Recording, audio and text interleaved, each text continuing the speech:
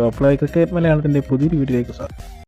Border Gavaskar trophy India Australia രണ്ടാം test നാളെ December 6 അഡ്ലേഡിൽ തുടക്കം കുറിക്കും. പരുക്ക് മൂലം പുറത്തിരുന്ന ശുഭ്മാൻ ഗിൽ തിരിച്ചെത്തും. കൂടാതെ ക്യാപ്റ്റൻ രോഹിത് ശർമ്മ തിരിച്ചെത്തിയിട്ടുണ്ട്. കൂടാതെ തന്നെ രോഹിത് ശർമ്മയാണ് ഇന്ത്യൻ ടീമിനെ നയിക്കുക. അതുകൊണ്ട് തന്നെ ആദ്യ ടെസ്റ്റിൽ നിന്നും വ്യത്യസ്തമായ ഒരു ടീം 11 ആവും നമുക്ക് ഗ്രൗണ്ടിൽ കാണാൻ സാധിക്കുക. അഡ്ലേഡിൽ നടക്കുന്ന ഈ രണ്ടാം test day night pink ball മത്സരമാണ്. പ്രസ് മീറ്റിൽ രോഹിത് ശർമ്മ പറഞ്ഞത് ഇങ്ങനെയാണ്: താൻ ഓപ്പണർ സ്ഥാനത്ത് നിന്ന് മാറുമെന്നും KL രാഹുൽ തന്നെയായിരിക്കും ഓപ്പൺ ചെയ്യുക എന്നുമാണ് താരം പറഞ്ഞത്.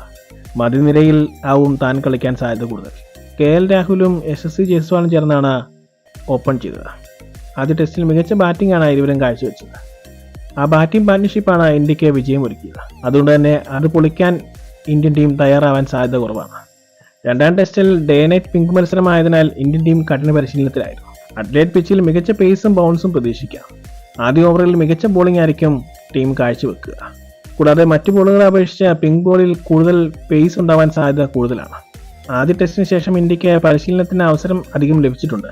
വളരെ നല്ല തയ്യാറെടുപ്പോടുകൂടിയാണ് ഇന്ത്യൻ ടീം അഡ്ലേഡിൽ പിങ്ക് ബോൾ ടെസ്റ്റിനായി ഇറങ്ങുന്നത്. പിങ്ക് ബോളിൽ മികച്ച പരിശീലനം ഇന്ത്യൻ താരങ്ങളെല്ലാം തന്നെ കാഴ്ചവെച്ചു.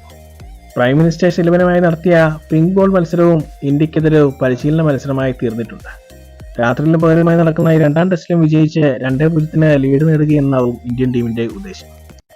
ഇത്തരം ക്രിക്കറ്റ് വാർത്തകൾക്കായി ഈ ചാനൽ സബ്സ്ക്രൈബ് ചെയ്യുക.